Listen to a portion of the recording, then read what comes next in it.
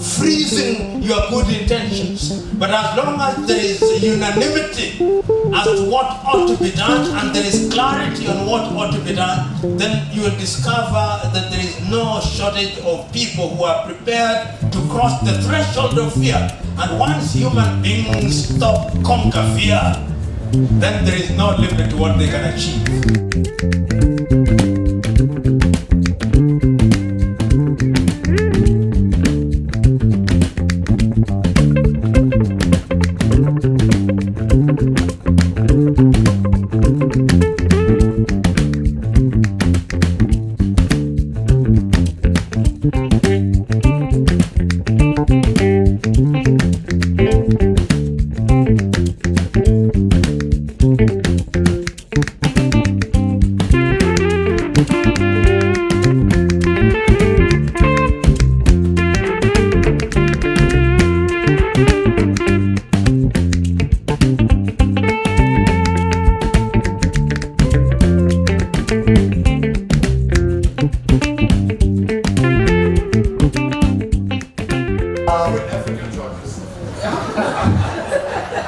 Mr. Lumumba, I want to go to your speech, or back to your speech. You stated about the 3 agendas that you would like to be discussed in an African forum. You just said one. I'll be glad to hear about the other 2 agendas. Thank you. Agenda item number 1. What is wrong with us? Agenda item number 2. How can we solve our problem? Agenda number 3. Within what time period should we solve it? Only those things, not complex. Otherwise we'll be stuck in workshops and symposias until heaven comes. While they say here in Europe, we'll be waiting for Godot. Well, actually, I just want to first of all say thank you for coming. You're very much welcome to Germany. As you can see, I don't need to identify myself. I'm already being identified as a proud Amazonian. My question to you is, we've seen all the work you've been doing and how you've been assisting to make our voices being heard. The question now, with what we are getting with all the negotiations and dialogue, can someone like you step in and mediate for Amazonians to be liberated? Thank you. Prof, I will take the 3rd question.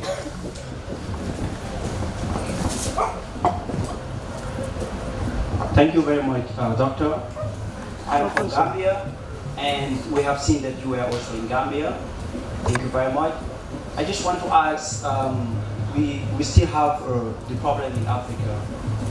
Corruption is rampant, and every time we have a new leader, the hopes are high. People will have a lot of hopes, but just a few years down the line, the same things happen. Do you have the hope that this thing will change? Is it like, is this the problem that we have generally in Africa, or like we are choosing the wrong leaders? Thank you. My own view, democracy, however defined, let me answer those 2. Democracy, however defined, requires that the people themselves must be vigilant. Part of the African problem is that the African electorate is not vigilant. Once they have voted individuals into office, they proceed to treat them like demigods. And experience shows that whenever you treat people like God, too often they begin to think they are gods. And they begin to behave like gods. Because history has demonstrated, and very recent history, when the people have reason, right now go to see what happened in Algeria. When the Algerians took the view that their president was no longer fit to be in office, they were in the streets until he resigned. That is what the people can do. See what is happening in Sudan.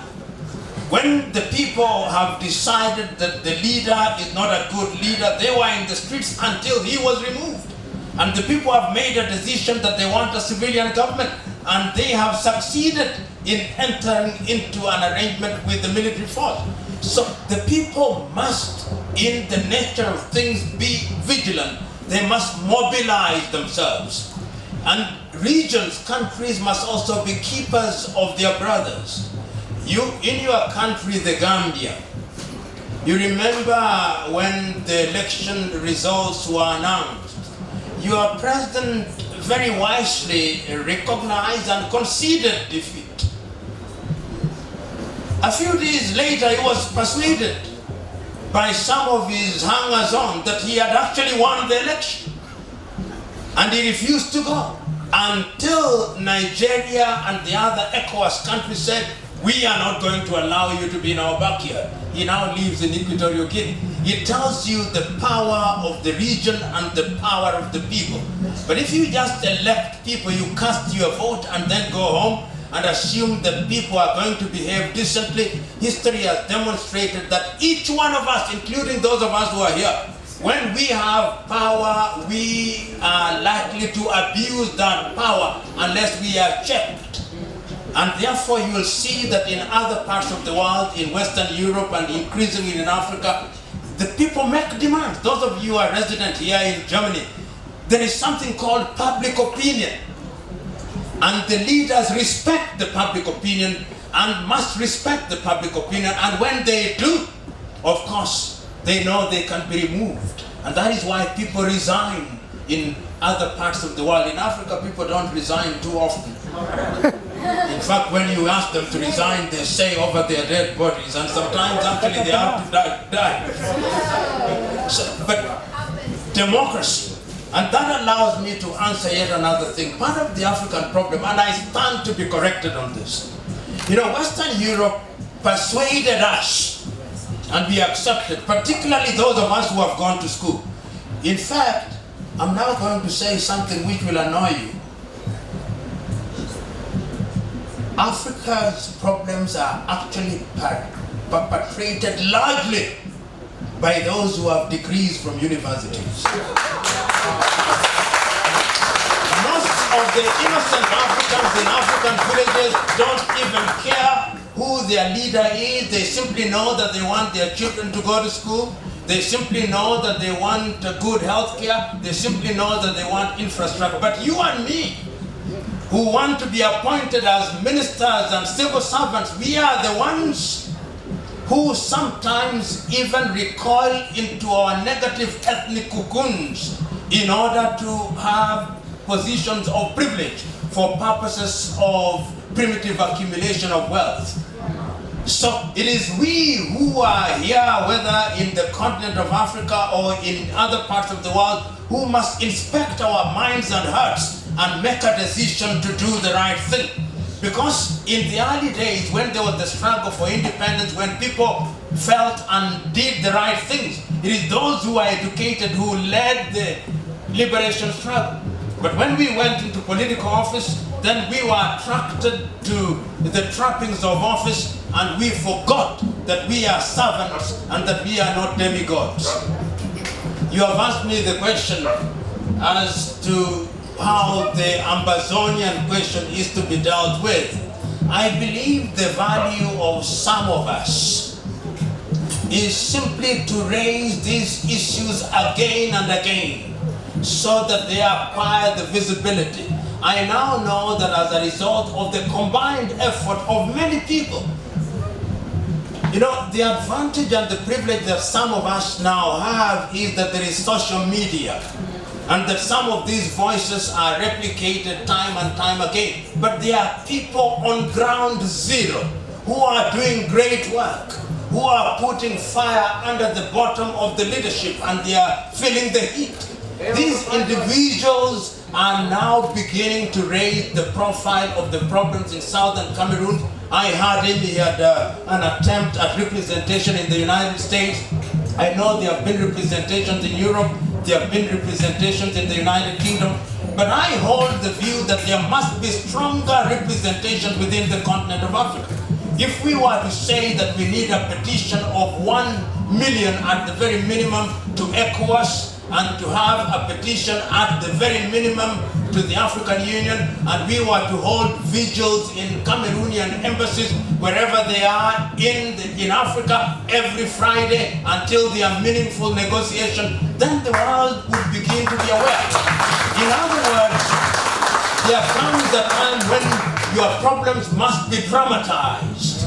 And I think you have reached the stage where dramatization must now take place. The skeptics, of course, there is no shortage of skeptics when you are doing and saying the kind of thing that I'm saying. They'll say, we have heard it before. Never ignore the skeptics. Because the skeptics have the tendency of freezing your good intentions. But as long as there is unanimity as to what ought to be done and there is clarity on what ought to be done, then you will discover that there is no shortage of people who are prepared to cross the threshold of fear. And once human beings conquer fear, then there is no limit to what they can achieve. And that is what I'm beginning to see in Amazonia. Fear has been conquered by a critical majority.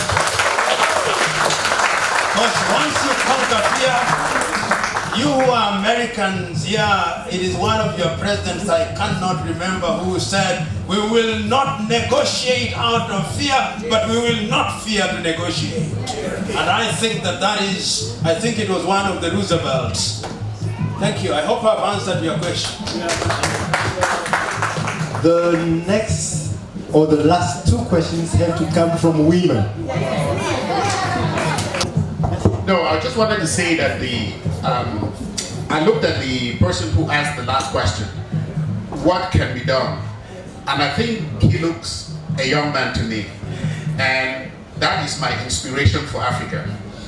I have to tell you, Max Planck, he was a German, so I have to make two quotes, which were all authored by Germans. Max Planck said, in reference to scientific discovery, that a new scientific discovery does not take hold, does not become reality by convincing the opponents of that scientific reality, but it takes hold when the opponents eventually die and a new generation comes up that actually believe in that scientific reality.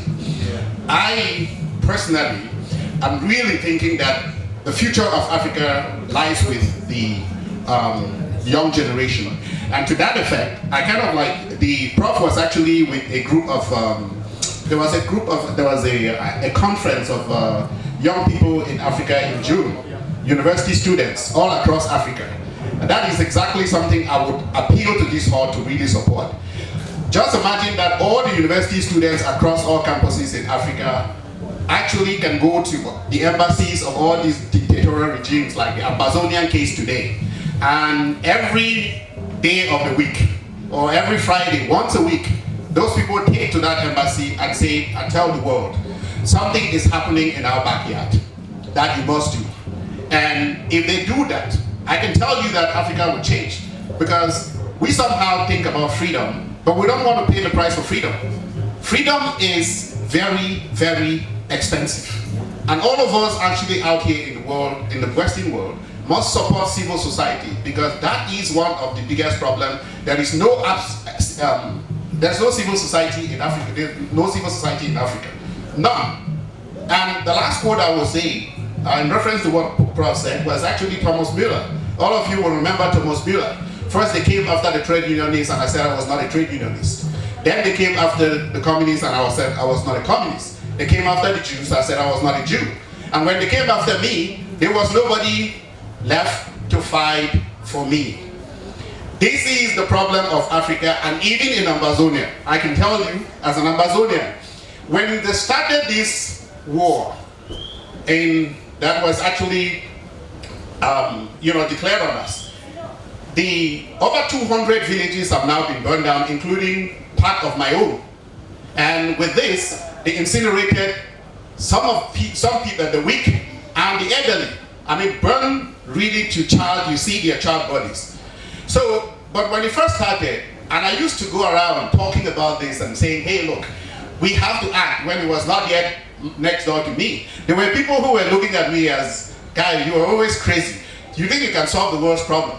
And of course, when they burned my own village, when they started burning my own village, some people started coming to me, oh, what do we do?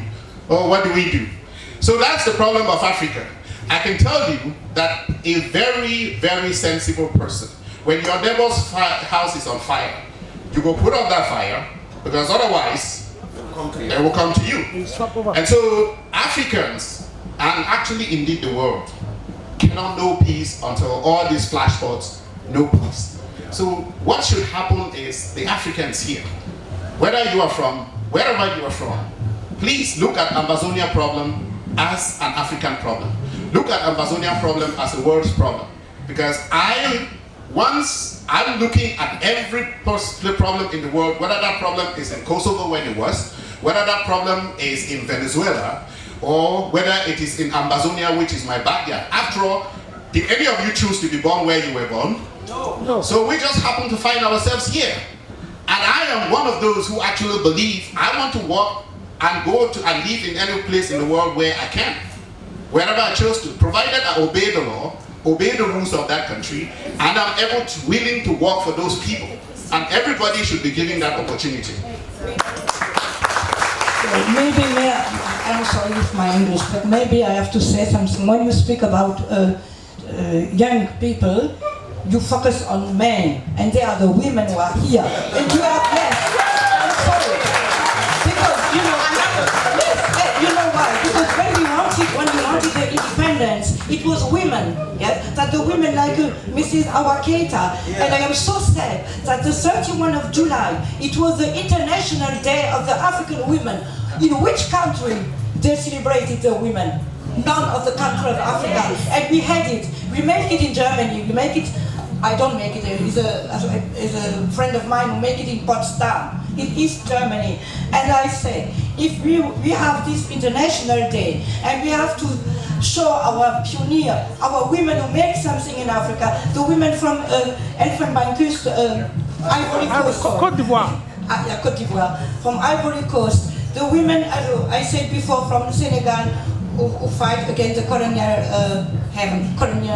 men, and who said, if you want to develop Africa, you have to take the women because they are the person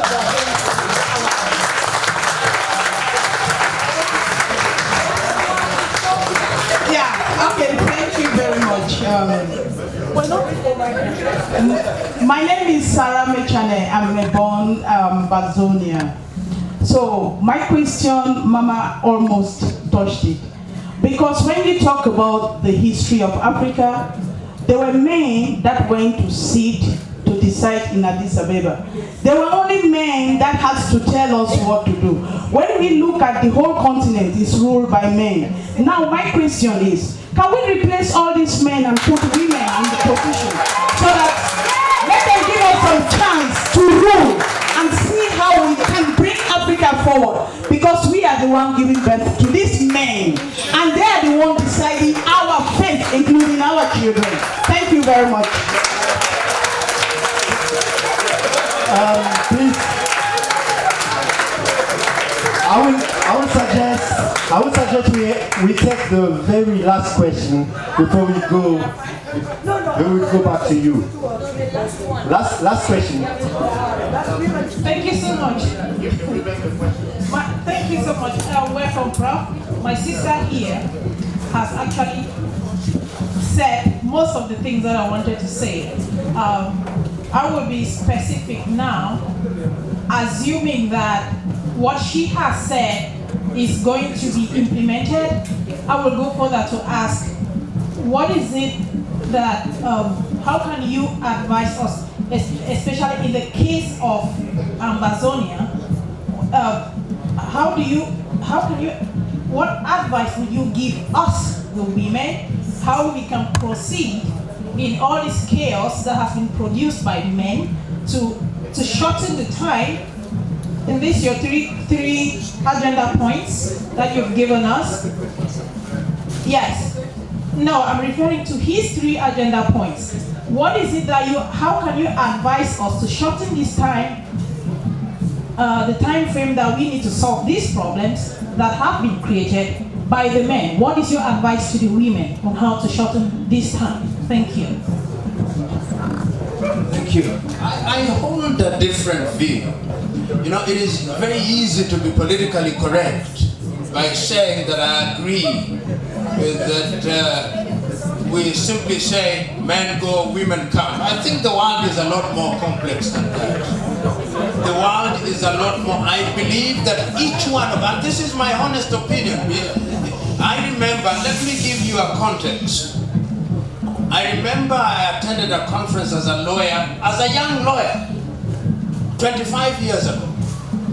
And a gentleman who was a senior lawyer, during the conference, such as this, said, I support women, all those things that are nice to hear. When we went for the tea break, he said, I was just saying it to please the women.